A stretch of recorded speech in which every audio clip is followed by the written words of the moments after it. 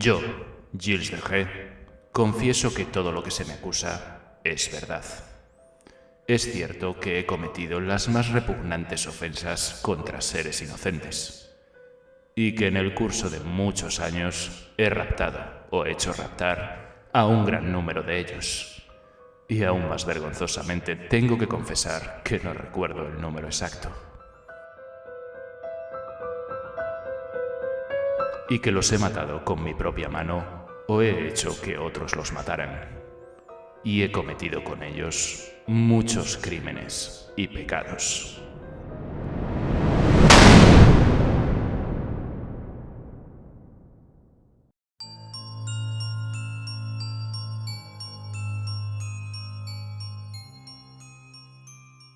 En muchas ocasiones tendemos a pensar que los monstruos o seres horribles que leemos en relatos de terror o fantasía, o que incluso vemos en películas, son solamente eso, fantasía. Pero en muchísimas ocasiones, esos seres que tanto nos aterrorizan están basados en personas reales, como por ejemplo el caso que nos ocupa hoy.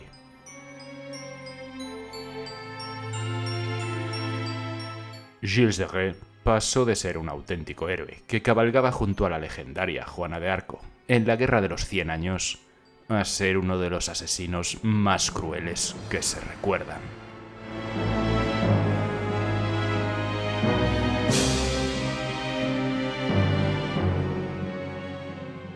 Como veis, hoy hablaremos de una de las figuras más oscuras de toda la historia de Francia, Gilles de Retz, o bueno, como se pronuncie, de quien se cuenta que sus horribles crímenes inspiraron a Charles Perrault para crear su famoso personaje de Barba Azul. En otoño de 1404 nacía en el seno de una de las familias más nobles de toda Francia nuestro protagonista de hoy. Y como si se tratase de una profecía, lo hizo durante una noche gélida, en la Torre Negra del castillo de Champtocé.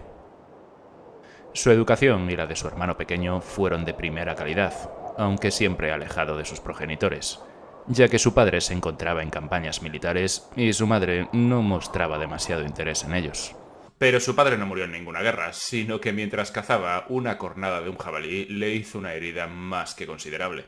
Y mientras que agonizaba en la cama por esta misma herida, mandó llamar a un entonces joven Gilles, que por entonces solamente tenía unos 11 años. Al ver a su padre agonizando, sucedió algo de lo más sorprendente. Y es que aquel niño ni se asustó ni sintió pena alguna al ver morir a su padre, sino que más bien pareció deleitarse al ver la sangre de su progenitor y no se separó de él en los días que duró su agonía. Tras la muerte de su padre, su abuelo materno, Jean de Craon, se hizo cargo de los dos hijos. La motivación de este hombre, que se había ganado la vida siendo un bandido, no era ni mucho menos la del amor hacia sus nietos, sino más bien la inmensa fortuna que estos poseían. Este hombre era un tipo bastante violento y despreocupado con su educación. Años después, Gilles de Retz diría de él lo siguiente: me enseñó a beber, inculcándome desde muy niño a extraer placer de las pequeñas crueldades. Nada más lejos de lo que muchos hombres han pensado, sentido, imaginado o incluso hecho.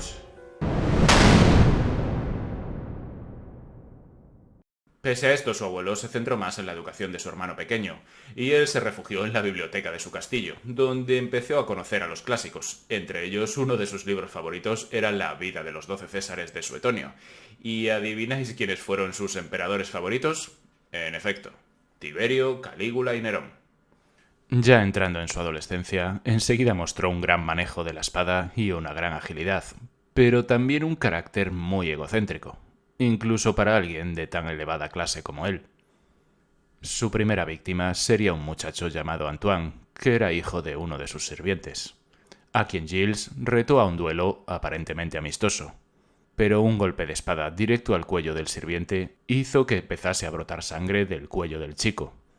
Y en ese momento, al igual que había ocurrido años atrás con su padre, Gilles no fue a pedir ayuda, sino que se quedó mirando cómo el chico se desangraba hasta la muerte.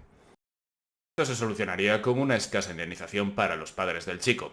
Al fin y al cabo, esto aparentemente era una muerte accidental. Tal y como evolucionaba Gilles, de quien se dice que a los 16 años ya medía 1,80 m, no tardaría en entrar en batalla. Su inicio sería en el último tramo de la Guerra de Sucesión Bretona, donde desde la vanguardia mostraba una gran bravura y destreza contra sus enemigos, y no parecía temer a la muerte, lo que rápidamente le hizo un hombre apreciado y temido en el campo de batalla. Al volver de la campaña, su abuelo, que sabía que a Gilles no le iban mucho las mujeres, ya le había arreglado un matrimonio con su prima Catherine, con el objetivo de hacer de su familia la más rica de toda Francia. Pero la familia de la prima se negó en redondo a dar castillos como dote. Así que ambos raptaron a Catherine y Gilles y ella contrajeron matrimonio. Pero aún así la familia continuaba negando esa unión matrimonial. Así que Gilles no se contuvo y decidió secuestrar también a su suegra, a la cual encerró durante un año más o menos en una habitación de su castillo hasta que su familia aceptó la dote y cedió parte de sus propiedades. El matrimonio de nuestro protagonista de hoy llegaría a tener una hija, aunque bueno, este nunca mostró demasiado interés ni en la hija ni en su mujer, ni siquiera cuando ambas se marcharon de su lado.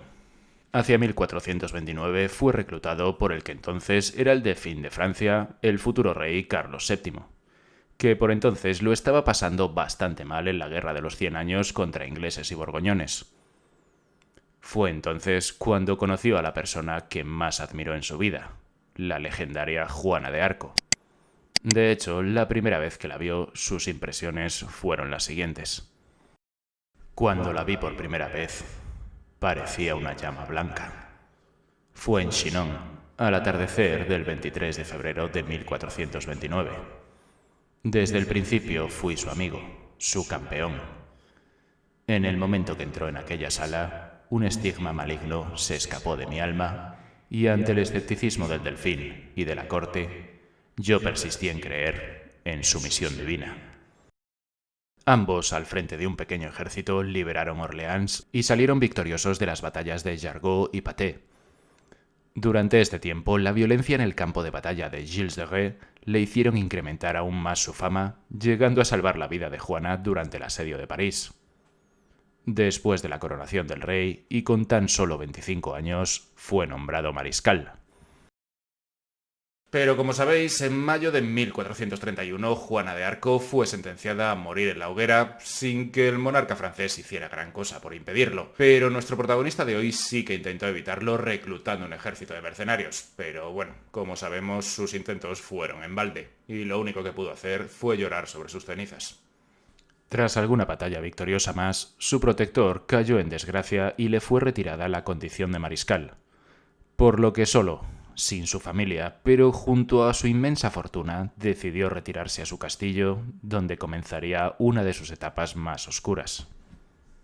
Allí le esperaría una corte de aduladores, mientras se entregaba a todo tipo de derroches materiales, como por ejemplo mandando construir órganos portátiles, cuyo sonido le hacía entrar en trance. También gastó una enorme fortuna en representaciones teatrales de las batallas en las que él mismo había estado. En estas, la entrada era gratuita y llegaron a participar 150 actores. A los espectadores también se les agasajaba con comida y vino, llegando a gastarse unas 80.000 coronas de entonces. Dados este y muchísimos otros derroches, su fortuna empezó a menguar y empezó a vender sus propiedades a un precio de risa, por lo que su familia decidió pedirle al rey que le prohibiese vender más castillos. Algo que así sucedería, porque desde entonces nadie se atrevió a comprarle nada más a Gilles de Rais. Ante esto, Gilles se volvió hacia la alquimia y el esoterismo, y magos, brujas y nigromantes comenzaron a frecuentar su corte, asegurándole que podían fabricar oro. E incluso alguno llegó a decirle que conocía la ubicación de la piedra filosofal. Pero el peor de todos fue sin duda un embaucador florentino que le aseguraba que estaba en tratos con el diablo y le dijo que la única manera de recuperar su fortuna era sacrificando la sangre de gente inocente. Y es justo en esta fase en la que Gilles, ya sí, se convierte en un auténtico monstruo. A partir de aquí, sus sirvientes empezaron a recorrer los pueblos y aldeas de la zona en busca de niños y adolescentes, asegurando a sus familias que tendrían un buen futuro como pajes del castillo. Incluso también aprovechaban que niños mendigos entraban en el castillo a pedir limosna Y como ya os imaginaréis, ninguno de ellos salía de allí con vida. Después de esto no tardaría en recurrir al rapto, hasta tal punto que en Bretaña llegarían a desaparecer un total de 1000 niños, de los que nuestro protagonista de hoy estaba implicado en buena parte de ellos. Como ya os imaginaréis, a estos niños se les mataba y antes se les torturaba de maneras que, bueno, ni yo mismo me atrevo ni me apetece contar en este vídeo. Después de acabar con sus vidas, la rutina era siempre la misma. Mientras que Gilles salía a pasear, sus sirvientes lo limpiaban todo y quemaban los cuerpos sin vida. Hacia 1440, Gilles vendió uno de sus castillos al eclesiástico Jean de Faron, pero al poco tiempo se enteró de que uno de sus primos se lo quería comprar por un precio mayor, por lo que intentó anular la venta, algo a lo que el cura se negó. Ante su negativa, Gilles decidió secuestrarlo, y cuando el duque de Bretaña y el obispo de Nantes fueron a rescatarlo para después detener a Gilles, en uno de sus castillos el panorama que se encontraron no lo podrían haber imaginado ni en sus peores pesadillas. En su castillo se encontraron los restos de al menos 50 adolescentes despedazados. Y nuestro protagonista de hoy fue llevado ante la justicia acusado de haber matado y torturado con prácticas diabólicas a un total de entre 140 y 200 niños. Se le hicieron 2 juicios, uno religioso y otro civil. En ambos se declararía inocente en un principio, tal y como muestran las actas del juicio que aún se conservan, pero ante los innumerables testimonios de sus sirvientes, no le quedó otra que terminar confesando. La confesión debió ser traumática para los presentes, que no se podían imaginar algo así viniendo de un hombre que antaño había sido considerado un héroe. Tanto es así que incluso durante el relato, alguno de los presentes en la sala llegaría a tapar el crucifijo. En esta confesión se constató que Gilles de Retz había acabado con la vida de unos 200 niños, aunque, bueno, como sabéis en estos casos, no sería raro que fueran bastantes más. La confesión de la que os he puesto un trocito al principio y la sentencia están en un artículo del blog del Historicón, el cual os dejaré abajo en la descripción un enlace. Pero bueno, antes de nada que vayáis a verla, ya os advierto de que es bastante desagradable. A pesar de sus horribles crímenes, Gilles, como grande de Francia, pudo haber solicitado el perdón real, pero por fortuna se negó a hacerlo. Y el 26 de octubre de 1440, con 36 años, Gilles de Retz fue ejecutado. Y debido a que durante su juicio mostró arrepentimiento, sus restos no fueron quemados del todo. Después de esta espeluznante historia, resulta difícil que alguien ponga en duda todo esto. Pero desde entonces, empezando por el rey Carlos VII de Francia y hasta el siglo XX, fueron muchos los que pusieron en duda el veredicto de la Iglesia. Incluso en el año 1992, más de 450 años después, se reunió un tribunal de casación en el Palacio de Luxemburgo de París para examinar las actas de los juicios, y dictaminaron que Gilles fue víctima de pruebas circunstanciales e incluso pudiera ser que no estuviera involucrado en ningún crimen. Y que, por supuesto, la tortura tuvo algo que ver con su confesión. Por otro lado, el escritor Gilbert Protot afirma que todo fue orquestado por el duque de Bretaña y el obispo de Nantes para quedarse con sus posesiones. Y a ver, aquí hay que darle un punto a favor, y es que tras la ejecución, el duque recibió todas sus posesiones. A estas tesis también se apunta el exministro de Justicia francés Michel Crepot, que dice que este juicio, al igual que sucedió con el de Juana de Arco, era más político que otra cosa. Como ya os imaginaréis, a día de hoy siguen publicándose libros y blogs que lo defienden y también otros que lo culpan.